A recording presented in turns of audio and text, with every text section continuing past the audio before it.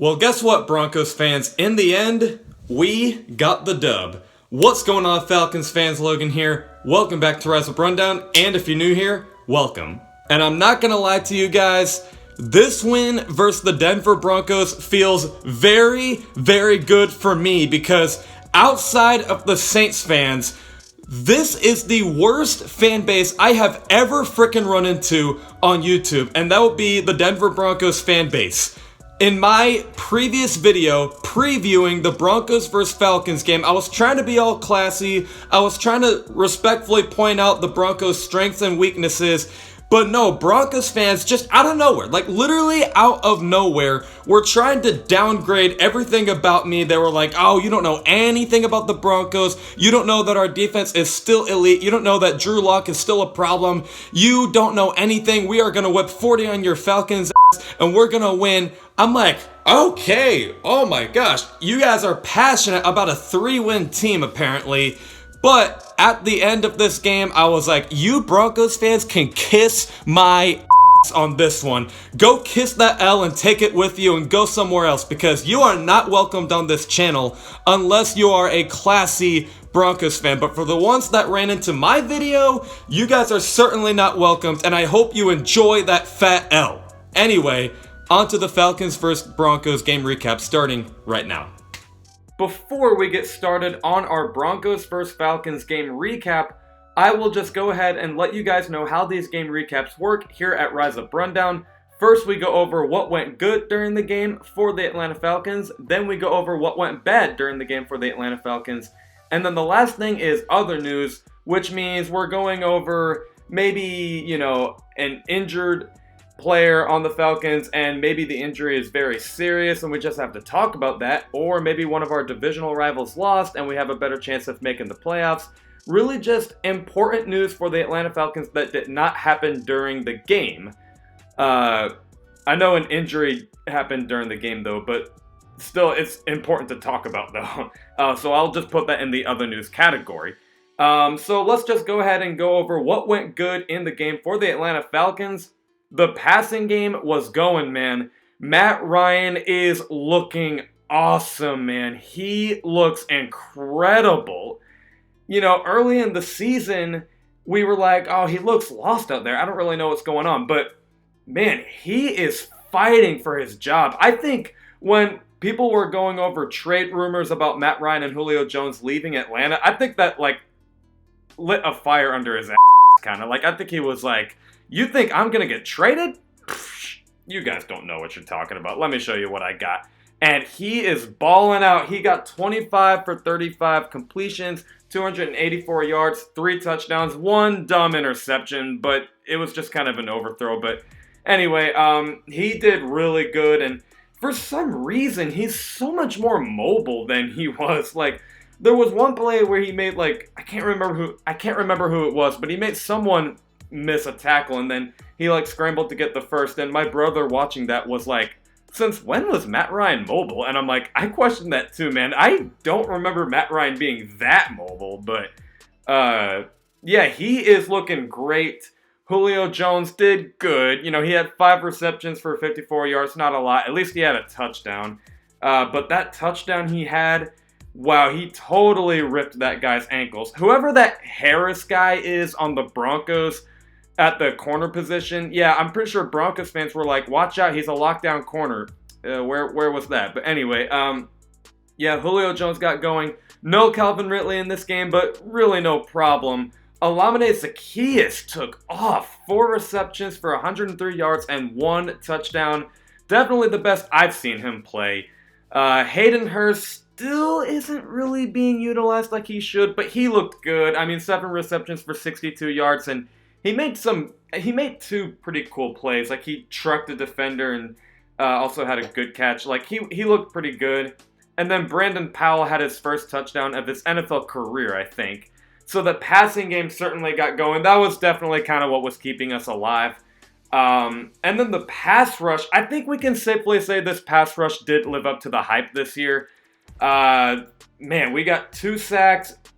Maybe in the end of the game it wasn't there, but in the beginning of the game, the pass rush was really stopping Drew Lock from going anywhere. you guys have to owe Foye Oluokun an apology if you haven't. I certainly told you guys, I was like, Foye Oluokun is an underrated linebacker. He will do very good this year. And I'm sure you guys are probably tired of me tooting my own horn on that one. But it's just, man, I was right on that one. He had 1 sack, 1 tackle for loss, and 4 QB hits. Foye Oluokun looks so freaking good up there. He deserves a paycheck.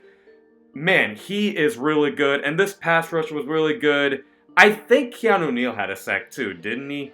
Can't remember, but yeah, this pass rush. I think I'm gonna safely say this is a good pass rush this year. For a while, it was like inconsistent, but now I think it's getting going.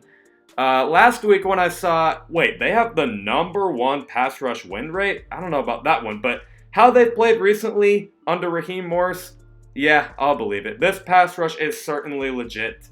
But unfortunately, there were some bad things in this game. One of the bad things was the run game. Todd Gurley didn't really get going. He had a touchdown at least, but he only had 19 carries for 53 yards. And then everyone else just didn't really run the ball that much either. And then another thing that went, not so great was the secondary. The secondary was still not very good.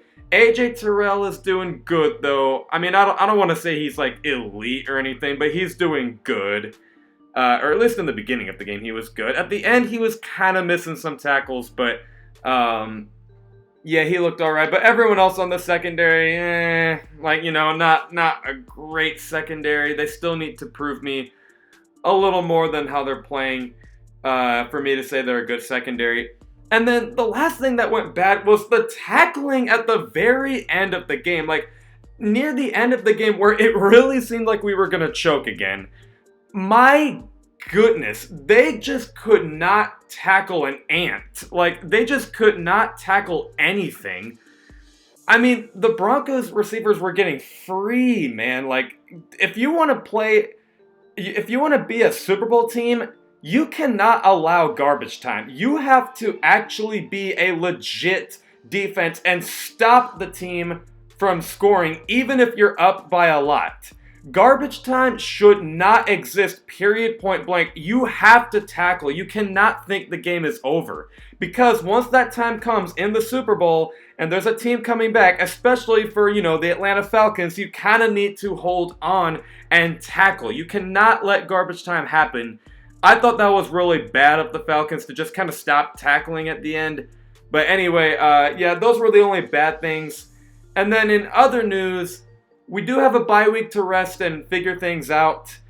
Just kind of, figure out, okay, who's probably going to be next year, or I can't speak today, who's probably going to be with us next year, who's going to stay, how are we going to make some adjustments and maybe finish out 10-6. We literally cannot lose another game, though.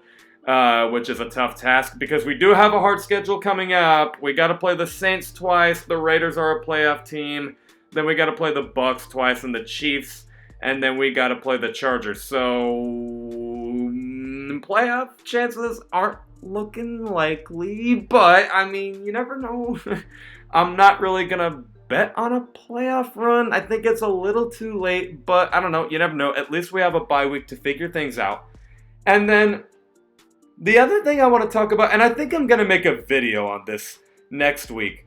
Raheem Morris is making a case to be the next head coach for the Falcons. And, he's not perfect or anything. He'll make occasional mess-ups, but I don't know, man. It just seems like every time Raheem Morris takes over in anything, he really makes this team look good. Like, last year when he took over as the defensive coordinator, I'm pretty sure the Falcons were like a top 10 unit in a lot of categories on defense.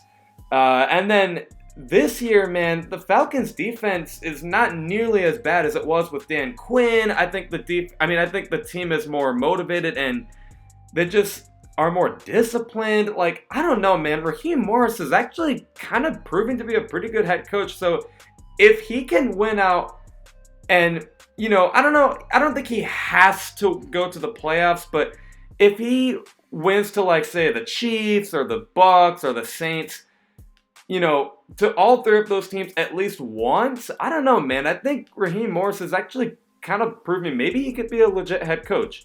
I think I'll make a video on that starting next week. I think the videos I want to make for next week for the bye week is Raheem Morris a legit NFL head coach for the Falcons? And the other one, I think is a fun one. Things I got right and wrong for the Atlanta Falcons so far in the season. There's some things I got right, some things I got wrong. I'm excited to make that one. But yeah, those are my takes on that. Let me know what you guys think in the comments below. Other than that, I will see you guys with a video this Friday at 11 o'clock a.m. Eastern. Love and appreciate you all for the support. As always, Falcons Nation, rise up.